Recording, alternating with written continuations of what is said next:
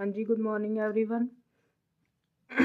आपके exams near आ रहे हैं, तो हम आज कुछ पॉइंट्स करेंगे फंडामेंटल ऑफ पार्टनरशिप्स के, जो कि आपको पेपर में काम आएंगे। जैसे फर्स्ट है, minor can be admitted as a partner. Minor कब पार्टनर बन सकता है? जब उसकी कंसेंट हो, मतलब जब वो खुद मंजूर हो उस चीज़ के लिए। और एक ये चीज़ ध्यान में रखनी है कि वो सिर्फ प्रॉफिट्स के लिए पार्टनर बनता है। He can be admitted in partnership only for profits.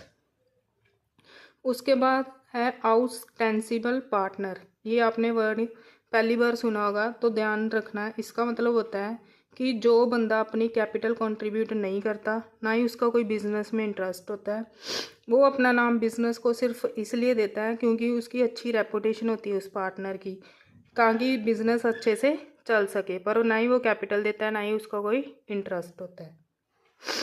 Next है स्लीपिंग पार्टनर। स्लीपिंग पार्टनर कौन होता है? जो ना ही बिजनेस के किसी भी अफेयर्स में पार्ट लेना, मीटिंग में, ना किसी और चीज़ में, बट उसने बिजनेस में कैपिटल डाली हो और उसका बिजनेस में प्रॉफिट और लॉस का शेयर हो।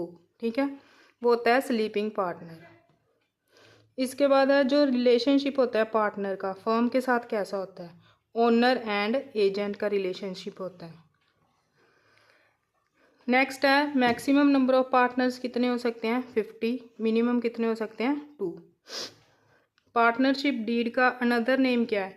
Articles of partnership.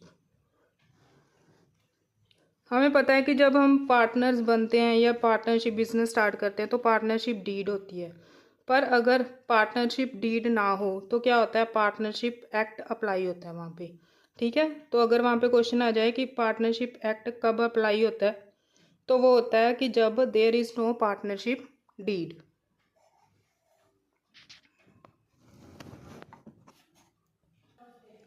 उसके बाद याद रखना है कि फिक्स्ड कैपिटल अकाउंट होते हैं जो उनका हमेशा क्रेडिट बैलेंस होता है। ठीक है, पर फ्लक्चुएटिंग और करंट अकाउंट होते हैं जो उसका पॉजिटिव बैलेंस भी हो सकता है और नेगेटिव भी। पर फिक्स्ड कैपिटल अकाउंट का हमेशा कौन सा बैलेंस होगा? Credit balance.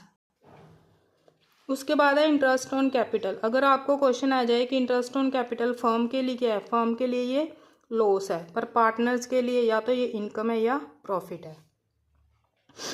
नेक्स्ट है if date of drawings is not given. अगर आपको नहीं बताया गया कि हमने बिजनेस से कब पैसा विड्रॉ किया है, तब इंटरेस्ट कितने महीनों के लिए लगता है? 6 मंथ्स के लिए। तो ये कुछ इंपॉर्टेंट पॉइंट्स थे जो आपको याद रखने हैं एग्जाम्स के लिए। नेक्स्ट वीडियो में इसी चैप्टर के रिलेट और पॉइंट्स करेंगे। ऐसे ही करते हम सारे चैप्टर कवर कर लेंगे ताकि आपको पेपर में जाके MCQ में कोई दिक्कत ना आए। Thank you.